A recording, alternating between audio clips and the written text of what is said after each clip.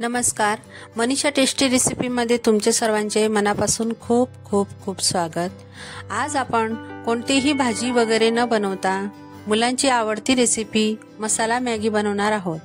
मसाला Maggi ही अगदी सोप्या पद्धतीने आणि कमी साहित्यात आणि घरच्या साहित्यात झटपट कशी बनवायची ते मी तुम्हाला इथं सांगणार आहे। एक वेळा तुम्ही या पद्धतीने ही मॅगी करून बघितली तर तुम्ही परत परत ह्याच पद्धतीने मॅगी बनवाल। अशी सोपी आणि खूप खाण्यास टेस्टी अशी मॅगी बनते। एक वेळा माझ्या पद्धतीने नक्की ट्राय करून बघा आणि आवडल्यास एक लाईक आणि सबस्क्राइब नक्की करा। चला तर मग रेसिपीला सुरुवात करूया। आता प्रथम आपण मॅगी उकळून घेणार आहोत। तर त्यासाठी एका कढईमध्ये मी 1 ते 1.5 ग्लास पाणी घेतलेले आहे। मॅगी व्यवस्थित बुडेल एवढं पाणी घ्यायचंय। पाण्याला चांगली उकळी आली की त्यामध्ये मॅगी टाकून घ्यायची आहे। त्यासाठी इथं मी 3 पॅकेट मॅगी घेतलेले आहे। इथं मी लहान साईजची घेतलेली मॅगी। तुम्ही मॅगीचे प्रमाण कमी जास्त करू शकता। आता ही मॅगी 2 ते 3 मिनिटं मध्यम आचेवर व्यवस्थित शिजवून घ्यायची आहे आणि अशी चमच्याच्या साहाय्याने तिला व्यवस्थित मोकळी करून घ्यायची आहे आणि 2 ते 3 मिनिटं व्यवस्थित शिजू द्यायचे आहे। मॅगी शिजवताना त्यामध्ये काहीच एक्स्ट्राचं टाकायचं नाही, मीठ वगैरे।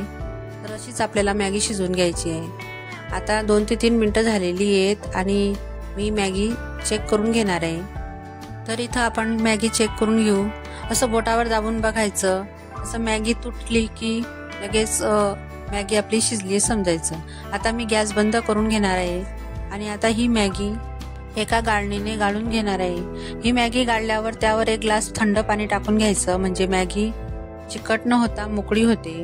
आता त्याच कढईमध्ये आपण मॅगीला मस्त मसाला मॅगी बनवून घेणार आहोत। त्यासाठी कढईमध्ये मी 1 चमचा साजूक तूप टाकून घेतलेलं आहे। तूप व्यवस्थित गरम झाल्यानंतर त्यामध्ये कांदा टाकून घ्यायचा आहे। तुम्ही यामध्ये लसूणही टाकून घेऊ शकता।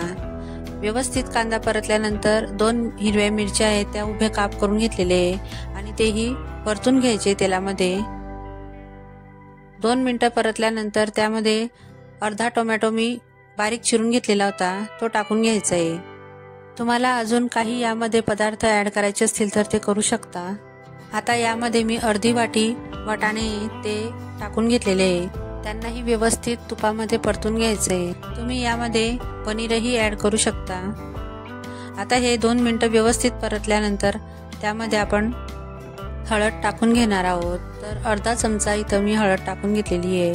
नंतर अर्धा चमचा लाल तिखट टाकून घेतलेले आहे। आपण अगोदरच 2 हिरव्या मिरच्या टाकलेल्या होत्या म्हणून लाल तिखट अर्धा चमचा टाकलेला आहे। जर तुम्हाला थोडं कमी तिखट हवं असेल तर नाही टाकलं तरी स्किप करू शकता। नंतर चवीनुसार मीठ टाकून घ्यायचं आहे आणि हे व्यवस्थित परतून घ्यायचं आहे। आता हे सगळे साहित्य तुपामध्ये व्यवस्थित परतल्यानंतर त्यामध्ये आपण थोडं अर्धी वाटी पाणी टाकून घेणार आहोत। पाणी जास्त टाकायचं नाही कारण आपण अगोदरच मॅगी शिजवून घेतलेली आहे। ते एक वेळा थोडंसं परतून घ्यायचं आहे। नंतर मॅगीमध्ये जे मसाले येतात ते आपण टाकून घेणार आहोत। तर इथं मी 3 पॅकेट मसाले टाकून घेणार आहे। या पद्धतीने व्यवस्थित टाकून घ्यायचं आहे आणि त्यांनाही व्यवस्थित आता या सगळ्या साहित्यात मिक्स करून घ्यायचं आहे। मसाले व्यवस्थित परतल्यानंतर आता त्यामध्ये मी थोडंसं पाणी टाकून घेणार आहे। मला हे थोडंसं मिश्रण कोरडं वाटतंय म्हणून थोडं पाणी टाकून घ्यायचंय। आता त्यामध्ये आपण मॅगी टाकून घेणार आहोत। तर इथं अशी गाळणीमध्ये मी ही मॅगी गाळून घेतली आणि त्यावर थंड पाणी टाकून घेतलेलं होतं, म्हणजे मॅगी ही व्यवस्थित कोरडी येते आणि मोकळी मोकळी येते। आता ही मॅगी मिश्रणामध्ये व्यवस्थित मिक्स करून घ्यायची आहे। या पद्धतीने लगेच ही मिक्स होते आणि व्यवस्थित मोकळी येते। हे मिक्स करत असताना गॅसची फ्लेम मी लोच ठेवलेली आहे आणि आपल्याला फक्त 1 ते 2 मिनिटच ही मसाल्यांमध्ये व्यवस्थित परतून घ्यायची आहे। आता ही व्यवस्थित परतल्यानंतर मी गॅसची फ्लेम बंद करून घेणार आहे आणि शेवटी आता यामध्ये मी भरपूर अशी कोथिंबीर टाकून घेतलेली आहे। तिलाही ह्या मॅगीमध्ये व्यवस्थित मिक्स करून घ्यायचं आहे। आता ही आपली मॅगी तयार आहे आणि मी एका प्लेटमध्ये ही सर्व करून घेणार आहे। बघा दिसायला किती छान दिसते आणि खाण्यासही तेवढीच टेस्टी लागते आणि मुलांना तर खूपच आवडेल. मॅगी म्हटलं तर मुलांना आवडतेच आवडते. मॅगी बनवायचे खूपच वेगवेगळ्या पद्धती आहे, पण इथं मी तुमच्यासोबत अगदी सोप्या पद्धतीने आणि झटपट ही मॅगी कशी बनवायची ते तुमच्यासोबत शेअर केलेलं.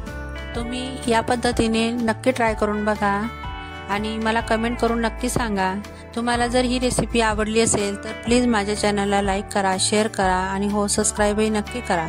चला तर मग पुन्हा भेटूया अशाच एक नवीन रेसिपी सोबत. तोपर्यंत मस्त खा आणि स्वस्त राहा.